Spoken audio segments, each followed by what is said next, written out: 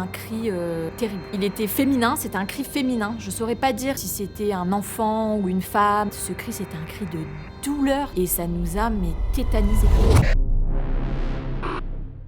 Je m'appelle Esther, j'ai 26 ans et cette histoire elle se passe dans les années 2007-2008, donc j'étais très petite, j'avais 9 ans à peu près. On habitait dans le sud à ce moment-là, mes parents ont décidé de racheter une maison dans le nord. Donc ma mère a décidé de visiter plusieurs maisons. Elle est tombée sur une maison hyper intéressante dans un patelin juste à côté de Calais, là où ils voulaient acheter. Une maison vraiment qui avait tous les critères, qui était en excellent état, qui était vraiment super, mais qui était étonnamment très peu cher. Donc ça a vraiment surpris ma mère.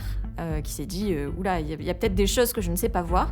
Alors mon père, qui est quelqu'un qui touche à tout, a été appelé à la rescousse. Ma mère lui a dit bah voilà, il faudrait que tu montes, qu'on fasse une deuxième visite de cette maison. Donc du coup nous les enfants on était embarqués forcément parce qu'il fallait bien qu'on soit avec nos parents. Et donc du coup on s'est retrouvés avec mon père, ma mère et l'agent immobilier à ce moment-là à visiter cette maison, cette fameuse maison qui était super intéressante. On rentre dans la maison et la maison elle était super hein. Alors j'ai pas les prix, j'étais très petite, mais enfin ça défiait toute concurrence quoi. Et mon père a commencé à vérifier donc les murs, l'isolation, l'électricité, la toiture, tout ça, enfin tout ce qu'on fait quand on achète une maison quoi. Et puis à un moment donné, on entend un truc qui tombe.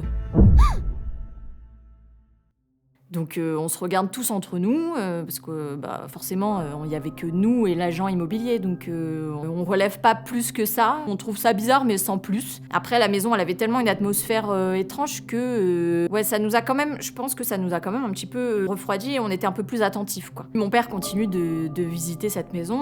Moi je me souviens très bien qu'avec mes sœurs on était vraiment pas bien, on n'était pas à l'aise et ma mère non plus d'ailleurs. C'est d'ailleurs pour ça qu'elle a demandé à mon père de venir et qu'elle a demandé plusieurs visites parce qu'il y avait une atmosphère qui était anxiogène, on s'y sentait vraiment pas bien. Et donc tout ça continue, mon père continue de vérifier et de visiter la maison, ça a bien duré 2 heures au total. Et à un moment donné, il était en train de vérifier je ne sais plus quelle pièce, et on entend comme quelque chose qui gratte au mur.